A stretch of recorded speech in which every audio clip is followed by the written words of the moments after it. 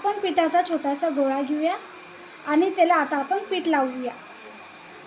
पीठ लावल्यावर आपण त्याला थोडंसं लाटून घेऊया काही अशा पद्धतीने. आणि मग थोडंसं तेल घेऊया. हे छान पद्धतीने सगळी बाजूने तेल लावून घेऊया. मग थोडंसं पीठ त्याच्यावरचं लावून टॅप करूया. मग त्याला फोल्ड करून घेऊया. फोल्डिंग झाल्यावर त्याला आपण पीठ लावूया. पीठ लावल्याच्या नंतर आपण त्याला व्यवस्थित गोल लाटून घेऊया काही अशा पद्धतीने. आता ही पोळी व्यवस्थित मी लाटून घेतलेली आहे. आता तिला आपण शेकून घेऊया. मग आपण ही तव्यावर टाकूया. तवा चांगला गरम झालेला आहे. आता त्याला छान पद्धतीने आपण शेकून घेऊया आणि आपली पोळी तयार आहे खाण्यासाठी. Thank you for watching. लाईक आणि फॉलो करा.